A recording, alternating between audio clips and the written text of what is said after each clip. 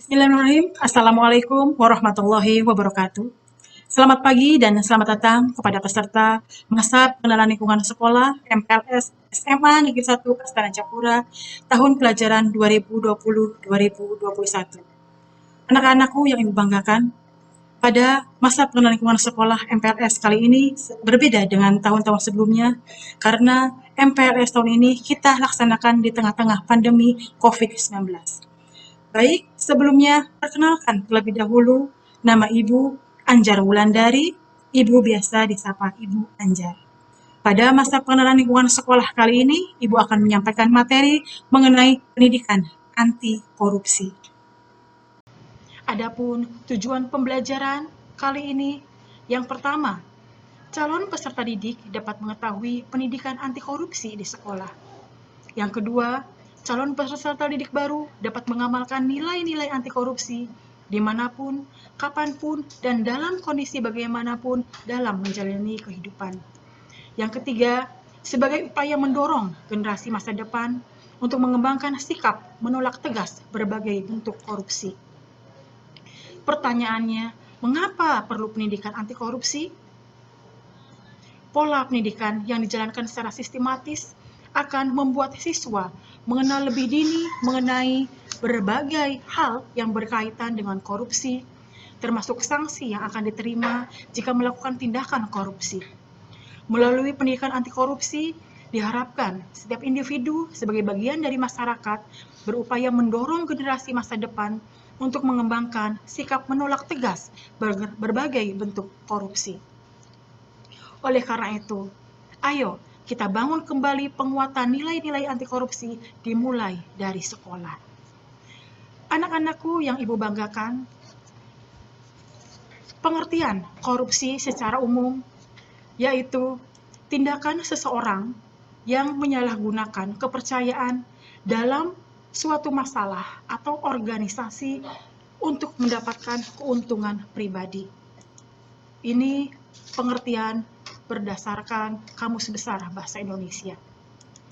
Pengertian yang kedua, menurut Undang-Undang Nomor 31 Tahun 1999 tentang Pemberantasan Tindak Pidana Korupsi, yaitu korupsi merupakan tindak pidana yang dilakukan orang yang secara sengaja melawan hukum, melakukan perbuatan memperkaya diri sendiri atau orang lain yang dapat merugikan negara atau institusi secara langsung atau tidak langsung, sekaligus memperkaya diri sendiri. Nah, anak-anakku yang Ibu banggakan, pengertian pendidikan anti korupsi itu sendiri merupakan usaha sadar dan terencana untuk mewujudkan proses belajar mengajar yang kritis terhadap nilai-nilai anti korupsi. Dalam proses tersebut, maka pendidikan anti korupsi bukan sekedar media bagi transfer pengalihan pengetahuan atau kognitif saja, namun juga menekankan pada upaya pembentukan karakter dan kesadaran moral dalam melakukan perlawanan, dalam hal ini adalah psikomotor, terhadap penyimpangan perilaku korupsi. Sebetulnya apa saja faktor penyebab korupsi? Faktor penyebab korupsi diantaranya, yang pertama, iman yang tidak kuat. Yang kedua, lemahnya penegakan hukum. Yang ketiga, kurangnya sosialisasi dan penyuluhan kepada masyarakat. Dan yang keempat, desakan kebutuhan lingkungan. Anak-anakku yang Ibu banggakan, kalau berbicara mengenai korupsi, mungkin yang pertama kali muncul dalam benak kita adalah tindakan-tindakan korupsi di level pemerintahan yang seringkali kita lihat di berita-berita di televisi. Misalnya, korupsi uang kas negara, penyogokan pemerintah daerah, gratifikasi, dan lain sebagainya. Korupsi yang terjadi di Indonesia sudah sangat mengkhawatirkan dan berdampak buruk bagi hampir seluruh sendi kehidupan. Perilaku korupsi telah memasuki semua elemen bangsa. Padahal kita semua tahu bahwa korupsi adalah perilaku yang tidak bermoral. Sebuah ironi memang. Korupsi dalam berbagai tingkatan tetap saja banyak terjadi seolah-olah telah menjadi bagian dari kehidupan kita, yang bahkan sudah dianggap sebagai hal yang biasa dalam kehidupan. Nah, jika kondisi seperti ini tetap berlangsung, maka cepat atau lambat korupsi akan menghancurkan negeri tercinta ini. Anak-anakku yang ibu banggakan, fenomena korupsi saat ini yang sedang marak di negara kita sudah mampu melakukan regenerasi dengan lahirnya koruptor-koruptor muda. Hal ini mendesak adanya penanaman jiwa anti korupsi pada anak bangsa kita dengan pendidikan karakter di sekolah-sekolah, yaitu dengan pendidikan anti korupsi. Nah, yang ada di dalam benak kita, korupsi yang sering dilakukan oleh dunia pemerintahan, bisnis, dan sebagainya. Ternyata di hal yang paling kecil pun di lingkungan sekolah, kita masih bisa melakukan korupsi. Contoh korupsi ringan yang terjadi di peserta didik. Yang pertama adalah bendahara kelas atau organisasi menagih uang kas kepada Anda selaku siswa. Padahal siswa tersebut sudah bayar. Bendahara kelas ngotot menagih dengan alasan tidak ada yang mencatatnya. Ternyata uangnya dipakai untuk keperluan sendiri.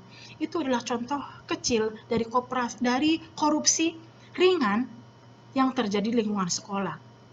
Yang kedua, ketika peserta didik mengalami jam kosong atau karena suatu hal guru tidak bisa melaksanakan kewajibannya mengajar karena ada tugas dan lain sebagainya, pasti sebagian besar peserta didik merasa senang. Tetapi kalau dipikir, buat apa siswa bayar iuran sekolah kalau tidak belajar?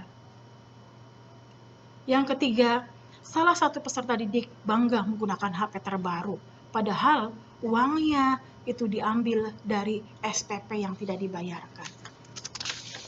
Yang keempat, adanya korupsi kepercayaan. Korupsi kepercayaan di sini contohnya, pada saat ulangan kita dipercaya oleh guru mengerjakan ulangan mata pelajaran secara sendiri-sendiri.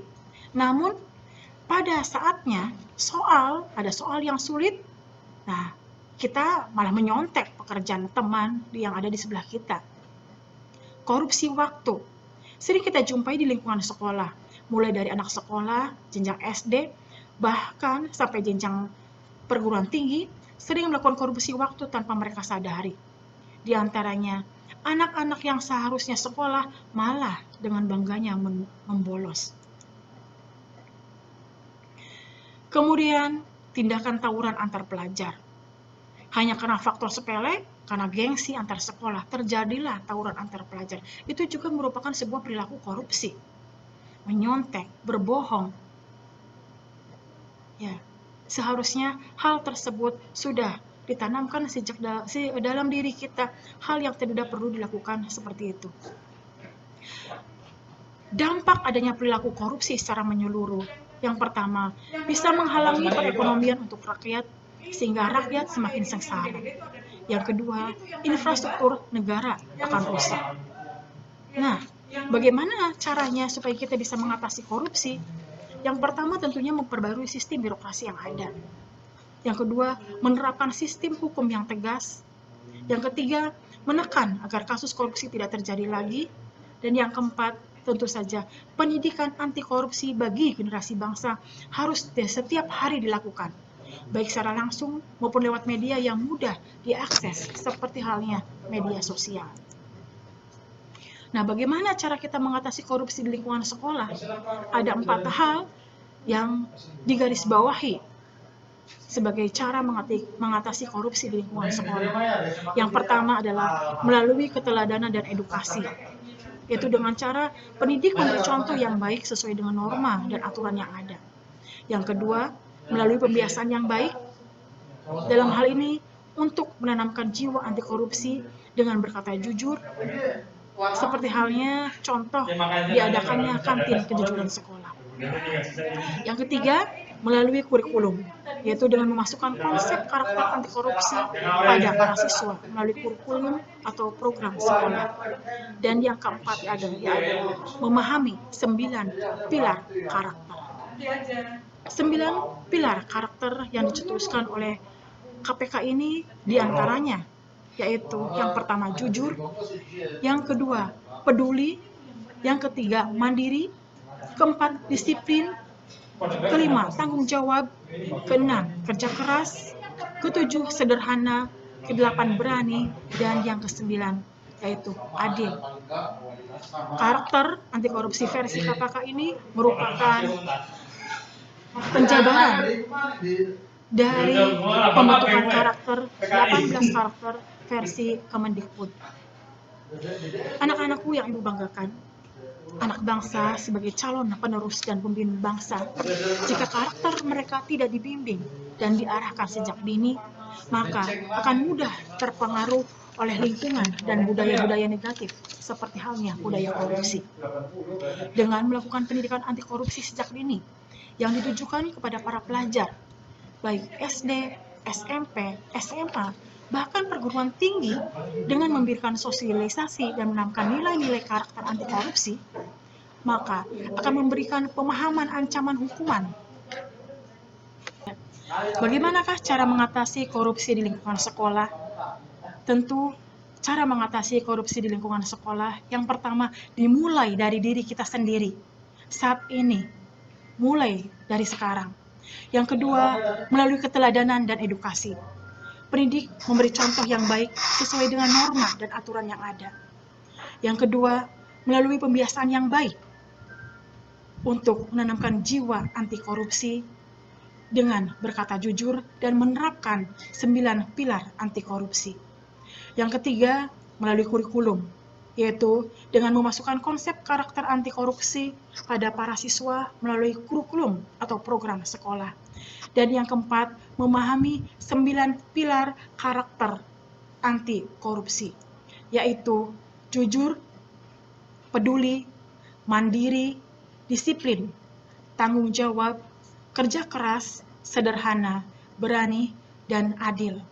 Nilai pembentuk karakter anti korupsi versi KPK ini merupakan penjabaran dari penilaian ataupun pendidikan karakter yang dikemukakan oleh Kementerian Pendidikan dan Kebudayaan.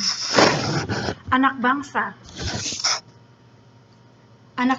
sebagai calon penerus dan pemimpin bangsa, jika karakter mereka tidak dibimbing dan diarahkan sejak dini, maka akan mudah terpengaruh oleh lingkungan dan budaya-budaya negatif, seperti halnya budaya korupsi. Dengan melakukan pendidikan anti korupsi sejak dini, yang ditujukan kepada para pelajar, baik tingkat SD, SMP, maupun SMA, bahkan sampai perguruan tinggi, dan dengan memberikan sosialisasi dan juga menanamkan nilai-nilai karakter anti korupsi, memberikan pemahaman ancaman hukuman apabila melakukan tindak pidana korupsi, maka pelajar akan paham dan takut untuk melakukan perbuatan korupsi. Anak-anakku yang ibu banggakan, demikianlah materi pendidikan anti korupsi yang bisa ibu sampaikan pada kegiatan masa pengenalan lingkungan sekolah MPLS SMA Negeri 1 Astana Japura tahun pelajaran 2020-2021. Ibu berharap apa yang ibu sampaikan bisa menjadi tambahan informasi mengenai kejahatan korupsi dan bisa menanamkan dalam diri untuk anti korupsi dimanapun, kapanpun, dan bagaimanapun dalam menjalani kehidupan. Mari kita wujudkan Indonesia bersih dari korupsi. Generasi milenial, generasi anti korupsi. Terima kasih atas perhatian peserta masa pengenalan lingkungan sekolah SMA Negeri 1 Astana Japura tahun pelajaran 2020-2021. Ibu akhiri, wassalamualaikum warahmatullahi wabarakatuh.